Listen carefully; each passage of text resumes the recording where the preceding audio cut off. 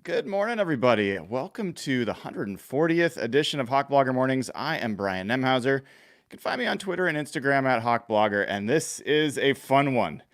This is a day where not only do we get to talk about the first game in the Mike Macdonald era, a victory over the hated, at least by me, Jim Harbaugh and the Chargers, but we also get to welcome in two of the best. Mitch Levy of Mitch Unfiltered. Welcome, Mitch. Hey, thanks for having me. Thank you very much. Well, I appreciate you letting us reconvene your no-table on this side of the aisle. So it's great to have that. And people don't know this, but Mitch usually runs this by constantly telling Brady and I we're either too loud or too quiet, and that I constantly am referring to things by the specific day in a way that makes it hard for him to edit. So this is going to be a mess for Mitch, but I really appreciate you taking the extra effort to come over here. And also Brady Henderson of ESPN.com. Brady, I have a question for you before I welcome you officially in. There's reports that somebody has been humiliating themselves by wearing spandex to work every day in the press room down at the VMAC. Can you confirm or deny that this is actually true? Spandex. Oh, are you talking about your biking outfits? Yes.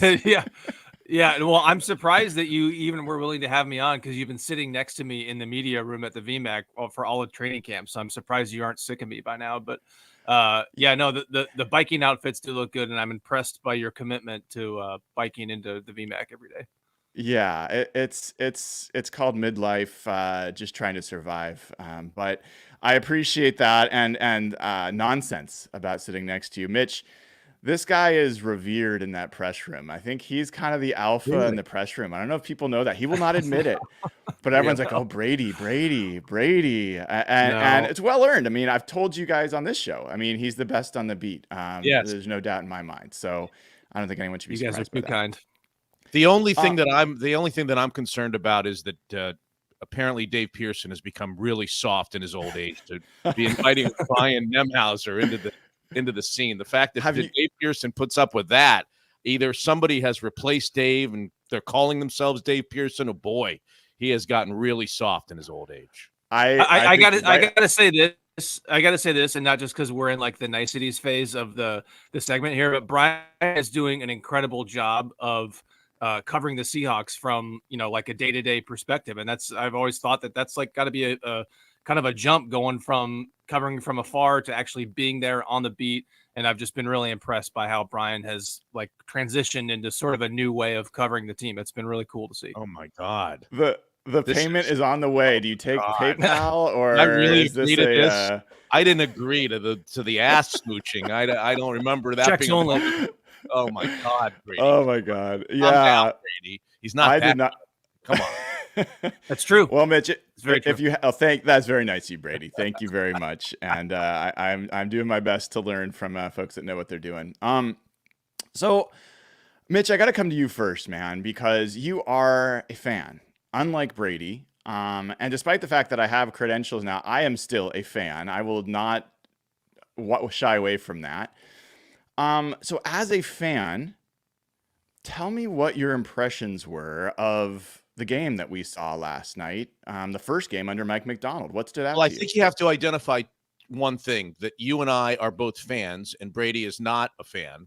Yes. But we are different types of fans. You and I are vastly different. I mean, I am a fan who turns the preseason game number one on, assuming that somebody's going to get hurt and be out for the year, and that they're going to stink across the board, and I'm going to be just worried for the next 4 weeks until opening day starts. You turn on the game, right? And you are expecting the new Mike Macdonald era to get off on a great first step, and who's going to show, and are we going to be convinced this is a playoff team, and everybody's going to get out of here healthy. So two completely different fan mindsets. I'm the passionate pessimist, and you're the eternal optimist. Having said that, I'll just make a couple of general comments because I'd like to hear what you guys have to say more than what I have to say. But number one, I say this every year. I get excited for preseason game number one in the week leading up to it. I count the hours. I'm like, oh, this is going to be great. This is going to be great. This is going to be great. And then inevitably, I get to preseason game number 1, and about a half hour in, I'm like, why did I ever get excited for a preseason game? I'm bored out of my mind. I didn't find myself last night. Notice I said last night, Saturday night. I didn't find myself particularly bored 30 minutes in like I normally am. And I don't know why that is. I think it's probably because the Mike McDonald era, I needed to see a couple of 2-3 hours before I would be bored. And, I had seen Pete Carroll. I probably had the same reaction to Pete Carroll's very first preseason game, whenever that was. My interest was probably kept through the first 2-3 hours, the whole game of the Pete Carroll thing. So having said that, how much can you really learn? I don't want to go overboard. It's very easy to get excited. It's very easy to figure that these things are going to last and so forth. But I, like everybody else, really enjoyed the Saturday evening. I thought that there seemed to be a physicality to the way the Seahawks played and approached the game, especially on the defensive side. I was going to use the word urgency. I'm not sure that's the right word, but it did feel like there were a bunch of guys out there trying to make an impression on the new coaching staff. That's what it felt like to me coming off of the screen. We could talk about particulars. So I think in an overall sense, that's what I got. We can go to individuals, and I'll let you kind of moderate, Brian. But at the end of the day, you know how I feel about this team.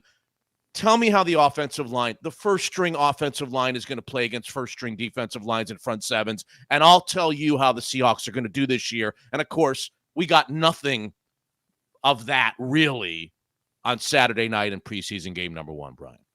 Yes. Well, we'll leave the hyperbole and optimism to me. I will get to there in a little bit. Okay. Brady, interested. I'll leave you the same open-ended question here. I mean, you've obviously been watching this team day in, day out in practice. You've been watching this franchise for years in practice, on the road, all these types of situations. You are not a fan. You're a professional, objective reporter. So what stood out to you in that game yesterday? My biggest takeaway was Sam Howell and just how much crisper he looked than he has been in training camp. And, I've heard kind of from people in the building, they've described Howell to me as a quote unquote gamer. And Mike McDonald all but used that term the other day, I think after the practice at Lumen Field last weekend. And, the implication of that term is sort of a way of explaining how he hasn't really looked all that good in practice. And he's a guy whose best attributes are going to show themselves in games more so than they do in practice. And I'd been skeptical when hearing that, because to me, the biggest issue with him in practice has been the accuracy. And I don't know how you suddenly get more accurate in an actual game when pass rushers aren't letting up on you. They're actually coming after you and hitting you. But guess what? He was better in that game. He was, I would say, quite a bit better in that game than he has been in practice. Now, the numbers weren't eye-popping by any means. I think he was 10 of 20 that was in the first half. He was 16 of 27 for 130 yards, had the touchdown. So, not a whole lot of downfield stuff, and he did miss a few throws. There was a throw to, I think, Laviska Shenault in the flat that he sort of grounded and then was slightly off target on a pass near the goal line to George Halani, but he didn't put the ball in harm's way.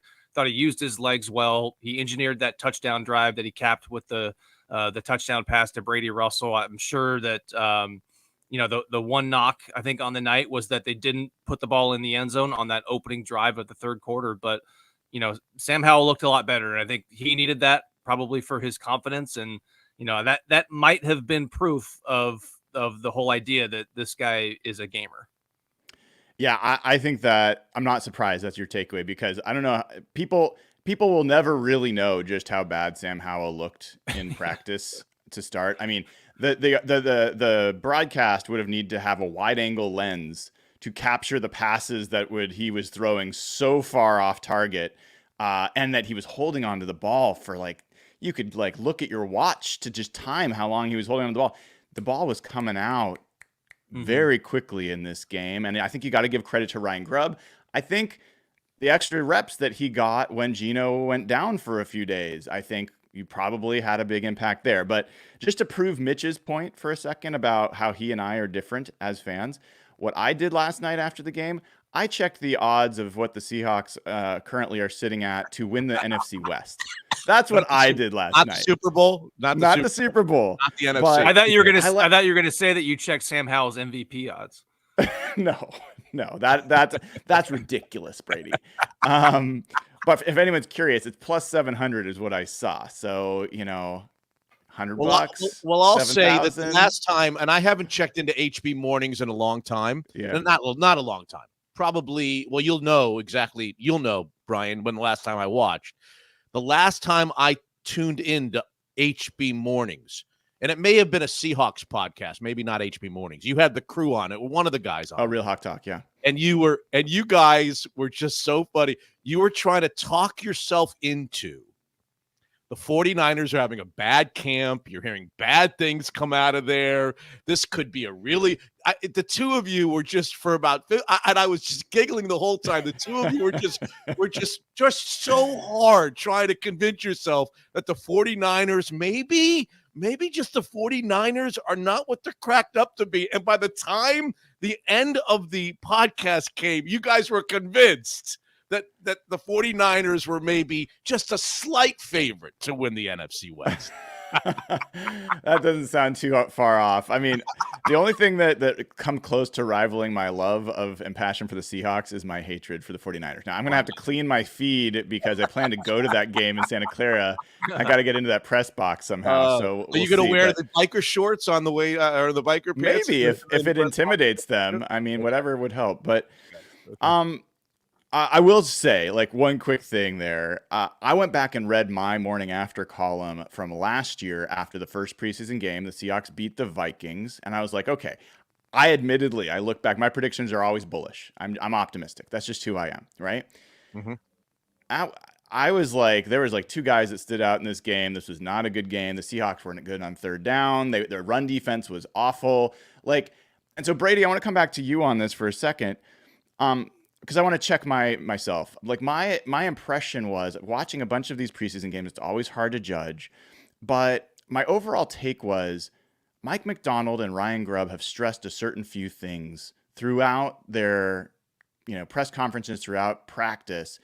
And they're things like, attention to detail. They're things like communication. They're things like running the ball, toughness, attention to detail, all these team tackling, all these things are very clear in how they practice, and they all showed up in the game. And so for me, it felt like we saw a translation of what the coaches have been saying to the field in the very first game. And I take that as a pretty good sign that they're kind of guiding the ship, and at least in the direction that they want it to go. Yeah, that was just good football generally. That was played far from perfect, but it was just good football. And you don't typically see good football played in the preseason, especially.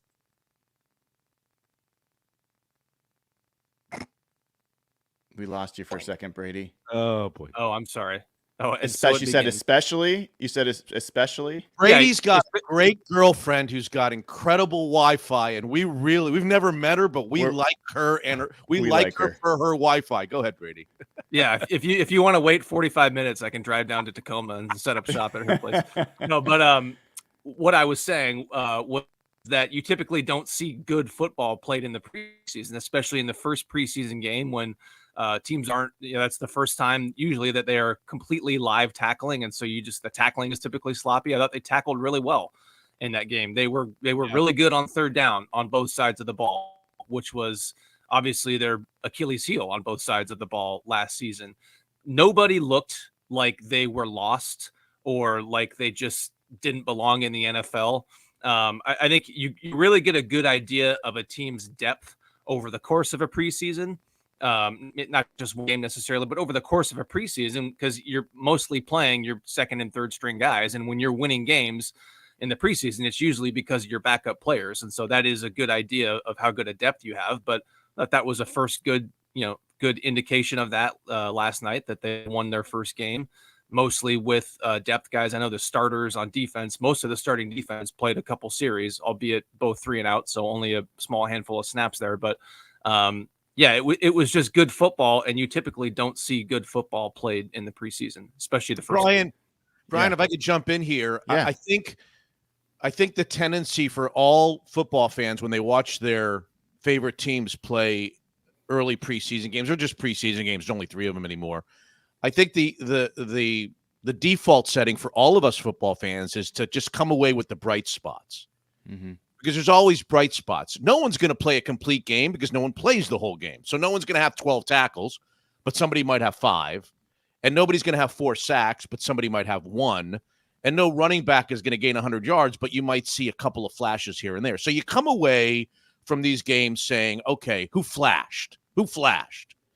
And what I tend to do with these things, it doesn't make it right, but what I tend to do with these things is then order them, make them all equal, make all the flashes equal, but order them in what were the most important flashes in terms of the long-term health and future of the team. Like, I'll give you an example.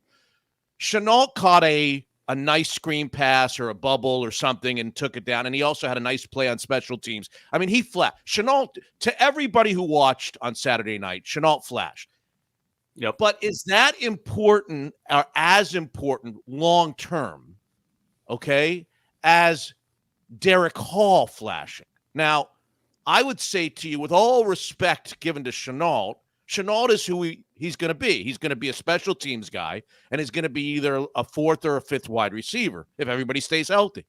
In Derek Hall's case, his flash to me is the most important thing that happened on Saturday night in the game, just in my opinion. Only because of how important it is. Because we talked on our on our note table on Mitch Unfiltered. I'll ring the bell for you, Brady. Thank you. How many times last year did we talk about, Brian, what happened to the Seahawks defense when they went into the rotation, when they went to the second group of edge guys and the second group of we talked about how, especially after Nwosu got hurt, all year we talked about, my God, the drop-off when they went to that second group, of which Derek Hall was a part of it. Now, if everybody stays healthy, you would think that Derek Hall will be a part of that second group again. And 5 tackles. I think he had a sack. I think he was in position to get another sack. I would say to you guys and to whoever's listening, that's an important flash. He's more important than, let's say, Chenault flashing on Saturday night in preseason game number 1, because you don't want to have, with the way football has become, 30 years ago, Brady's too young to remember. Brian is not too young to remember that. I'll age us all. But you know that 30 years ago, these guys on defensive starters, they played the whole game. They came on, they came out like they hardly came out. There was no rotations. And now it's kind of like pitching in baseball. Guys go 6 innings and you get them the hell out of the game and get somebody out in the 7th. You could have a no-hitter into the 6th and your manager's pulling you out of the game, right? I mean, it's changed. The game has changed so that defenses are only great if that second and third rotation of front 7 guys is great. And Derek Hall, to me, is meaningful in that regard. Brady, taking Mitch's lead there, who do you think not only flashed but was a really important person to show up the way they did in their first game?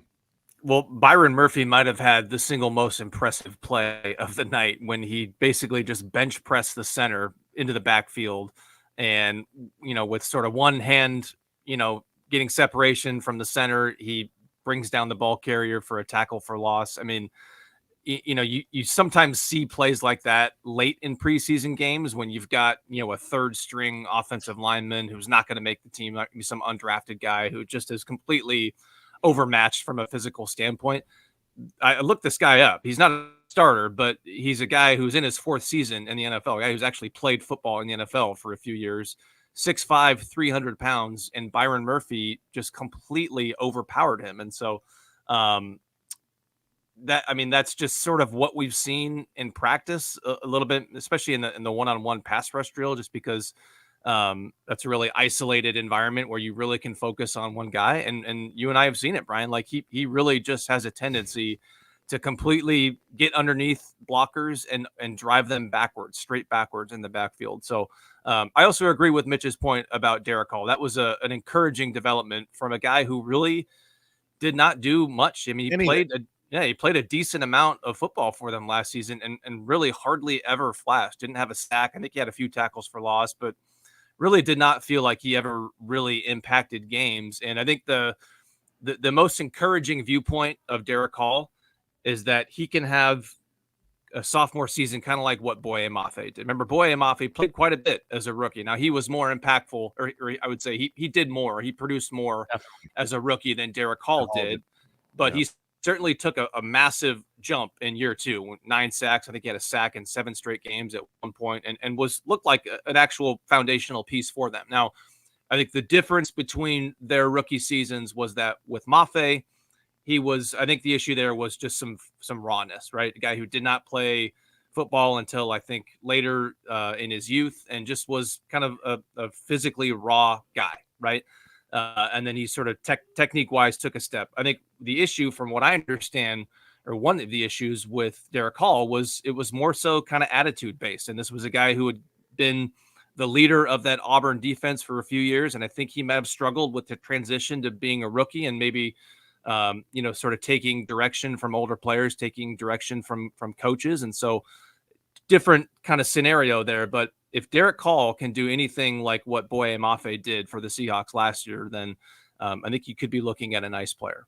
And Brian, Derek Hall, I think you would agree, he should have shown last year. I mean, we can't ever expect a rookie, especially maybe even at that position, to be an all-pro or a Pro Bowler. But this was a high enough draft pick out of the SEC, playing at Auburn. I mean, this wasn't a Division II defensive end. This was a guy coming from major college. He should have, at times, here and there, in between bad games, we should have been talking about him on the note table every once in a while. And the only time his name ever came up, Ryan, was how bad that second rotation was when he was in the game. That's why it was so important on Saturday night, I think. Yeah, I think it's great, and I'm glad you brought him up, because he's one of the guys that I think for folks, some of us who've been watching a little bit more in practice, he's shown that leap through practice for a while, and so some people were getting to see him for the first time, the new Derek Hall, and I think he played very much. I wouldn't even say he played to the level that we've seen in practice at times. I thought he played a solid game. My BFF, PFF, you'll be happy to hear, agrees with your assessment. They had him at an 84.2 overall grade, which was on the Seahawks defense, the 7th highest, because there were so many players that they felt like played very well for this team. But still, that is, 80 and above is Pro Bowl level. 90 and above is all pro level. So yes, he had a very solid game from their perspective.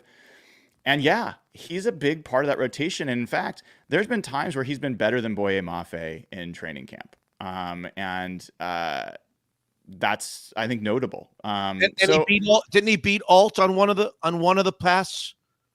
I don't know that. He might have. Yeah, I think he did. I think he bit again with these preseason games. You got to be careful. Who are they beating? Who's in the game for the other team? Are they beating second stringers? I think he beat their number 1 right tackle, if I'm not mistaken, at some point. That's not a first shock. tackle taken in this past year's draft. If that is the case, Joe Alt was the first tackle drafted, right? That guy is a mountain of a man. I that's the other thing I get to do, is look like the smallest, shortest dude interviewing these guys on camera every week. Like, everyone's like, anyway, but that's another topic. What I was going to say is, if it's possible, I think people are underselling Byron Murphy in that game. If you go back and look, his double team and triple team level, the amount of time he was already getting doubled and tripled, and the amount of times he was actually beating those doubles regularly, the amount of times he pushed the pile into the quarterback so that he couldn't throw, I thought it was a very, very promising first game for Byron Murphy. The one thing that people are going to have to get used to, Byron Murphy he's not only short in stature, he's short in arm length. And so his trouble wrapping up showed up at Texas. It showed up last night. He should have had a sack. He had his arms around the guy, but he can't quite get them all the way around because they're not that long. And the quarterback wriggled out, and Derek Hall gets that sack. But generally speaking, I thought it was to speak to your point about depth, when's the last time that you remember the Seahawks being able to go to Byron Murphy level players, Derek Hall level players, Kobe Bryant level players, George Halani, Christian Haynes level guys in the second or third string. And so that was part of the case last night was, the Seahawks getting to have some depth actually show up. And that was kind of a hallmark of the LOB era teams is they just came at you in waves. It felt like the Seahawks outclassed the Chargers first string, second string, third string. And it's been a while, even in preseason, that felt true. One other guy I wanted to throw a bouquet to is Tyrese Knight. Number 2 on my list. Okay. Well, I'll start and I'll throw it to you. This is a position, speaking of what's important, of real questions coming into this season, right? And the depth is questionable. Jerome Baker didn't play not because they didn't want him to, but because he's not healthy. They don't have a lot beyond. I thought and I will also put John Radigan into this list. I thought John Radigan had a very nice game, but let's talk about Tyrese Knight, who, by the way, had the highest PFF grade of any Seahawks defender at 89.9, including an 84.7 coverage grade, which is interesting because that is not what he was known for in college. So, Mitch, why was he number 2 for you? Well, you just said it, and I can toss to Brady, and you guys can talk about what he's looked at training camp. I'll just go back to what I said about Derek Hall. Halani looked great, right? But what does Halani looking great in a preseason game really mean for the long-term future? When we get into the season, Halani looking great in preseason game number 1 is a distant memory. You don't even remember that. So, Mike Morris, I thought, looked really good, but did he do it against second and third stringers? So if you ask me the 2 most important developments of Saturday night, I would say Derek Hall 1 because of what it means, and then exactly for the same reason you just said, Brian. Tyrese Knight. I am petrified as a Seahawk fan for what's going on inside linebacker with the Seahawks. And I'm a Baker fan. I'm a Miami Dolphins fan, true and true. I liked Jerome Baker when he was on the field for the Dolphins. I don't know much about Dodson. He seems to be terribly inexperienced to be walking into a job without competition. They seem to have very little depth. So I would say to you that Tyrese Knight flashing on Saturday night was super important, like Derek Hall, because I'm not sure how many games out of the 17 Dodson and Baker are going to be healthy and together as inside linebackers for the Seattle Seahawks. So they need somebody, whether it's Radigan or Knight, or maybe Brady will tell me this is where they're going to scour the wire after they already did the offensive line with Connor Williams, that they're going to go out and get an inside linebacker from somebody else's team, Brady. Brady, I want you to speak to this inside linebacker group as a whole. Like it's known that it's been a question mark. Do you share Mitch's level of concern about like Tyrell Dodson, given what you've seen about him? And then also feel free to talk about the other guys in that room. Yeah, I think it's completely fair to say that the entire position group is a question mark. Just we've seen the injuries. Dodson and Baker both didn't participate in the spring because of the injuries from last season. Now Baker is out. I don't think that hamstring injury is that big of a deal. I think you're seeing them really play it safe with guys with hamstring injuries, just knowing that if you bring them 2 back, then that's just going to linger and be an issue forever. So he's going to come back from the hamstring injury.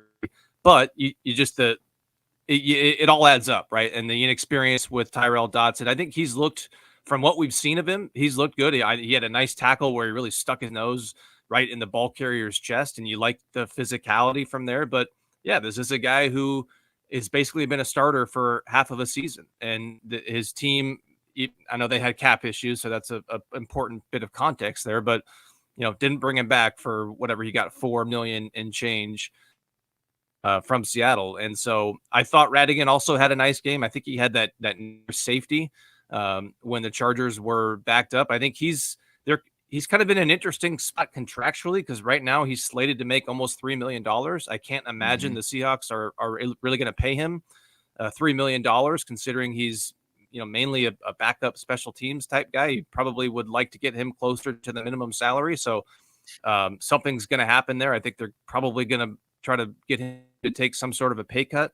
That would be my guess anyways. I'm not reporting that. That's just my speculation on that. But yeah, Tyrese Knight, I think, looked good. And the interesting thing to me about Tyrese Knight is that was very much a Mike Macdonald pick. Now, John Schneider has by and large always run the Seahawks drafts. I know Pete Carroll always had final say over personnel decisions, but from everything I ever heard, Pete let John run the drafts. And that was obviously still the case under Macdonald, because now, Schneider has full control over personnel matters.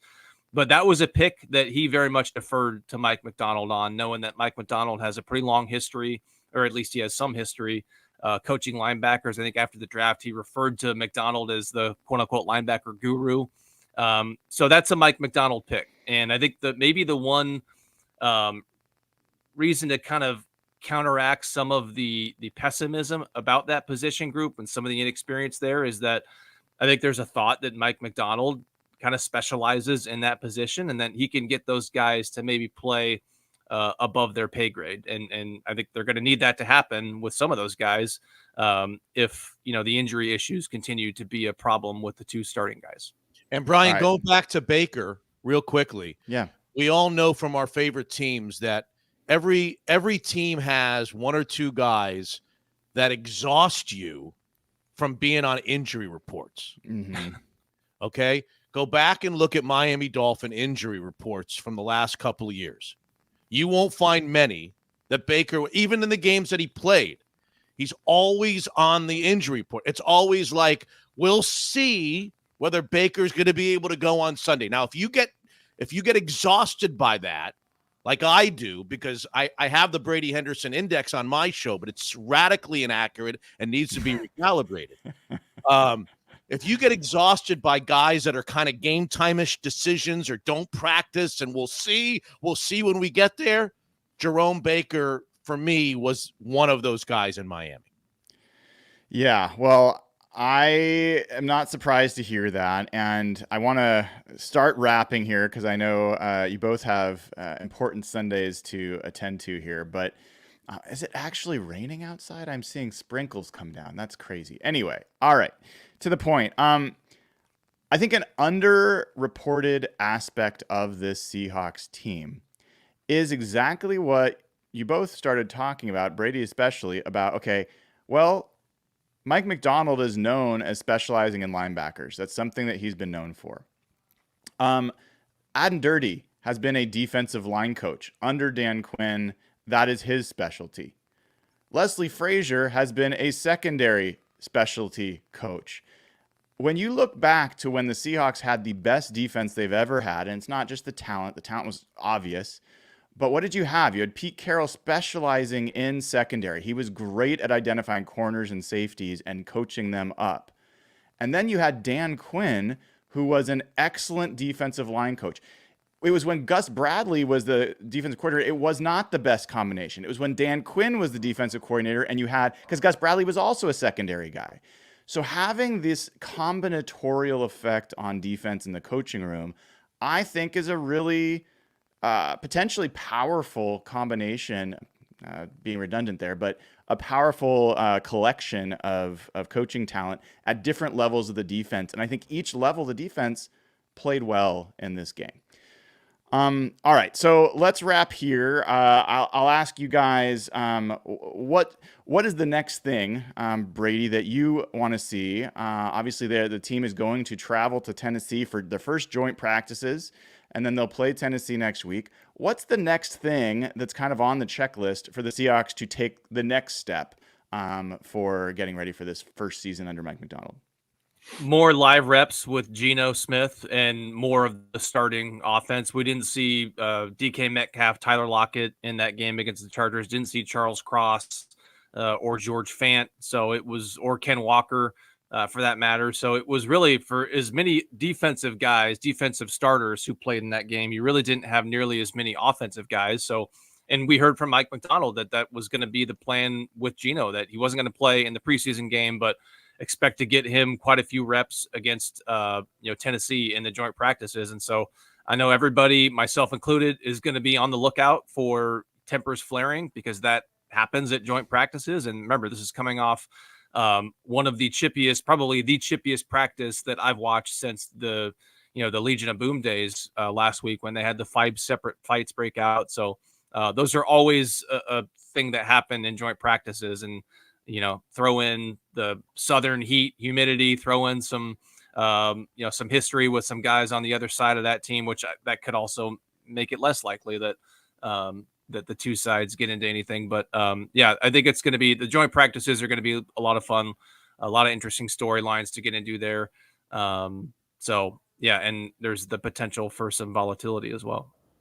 Mitch, given you are the passionate pessimist, and that I want to ask you, what would be something that you could see in this next game that would increase your confidence in the Seahawks being a team that matters? Hate to be redundant. To me, preseason comes down for the Seahawks to 3 things, really 2.5. One is health, and I don't know, Brady, have you heard anything? Has anything come out of Saturday night's game? No injuries, right? For the Seahawks? I think Condota tweeted that there were no apparent injuries, so that's doesn't sound like it. Something might pop up, but it doesn't. I didn't see any players leave with injuries. So. There's already injuries all over the league. I just read this morning that one of the Dolphins' offensive linemen's out for the year. I mean, preseason injuries, it determines so much. One of the reasons why we hate preseason games. So there's injury for me, Brian. There's injuries, but really offensive line. Offensive line. You want something from a passionate pessimist that I could get excited about? I'd like to see the offensive line in a preseason game play a series or 2 together, all offensive linemen, although we won't see the right tackle, against a first-string defensive line, whomever it might be, whether it's Tennessee this week or whoever they're playing, and in the 3rd preseason game, whatever. I'd like to see offensive line play together and do something that makes me encouraged, because it's the real question mark again of the Seattle Seahawks, thanks in part to John Schneider and how he goes about building an offensive line. And then the other part, the half, if I can get the half in for you, Brian, and I'd be interested in hearing both of you guys on this. The Ryan Grubb thing is interesting because here's a new offense. We all think it's going to be wide open and high flying ultimately, but they're not going to do that in preseason games, right? So they're kind of hamstrung in terms of implementing the real offense because they don't want anybody to see the real offense, but they got to practice the real offense because it's brand new. So that's going to come in front of your guys' eyes in camp and in practices and in Nashville. But we're not going to see, I would imagine, Brady, we're not going to see Ryan Grubb's, even if Geno Smith plays a series or 2 in a couple of preseason games, we're not going to see the real Ryan Grubb offense in a preseason game. That would be silly, right? So how do you go about balancing implementing something brand new but not showing your cards to the Denver Broncos for week 1 of the season?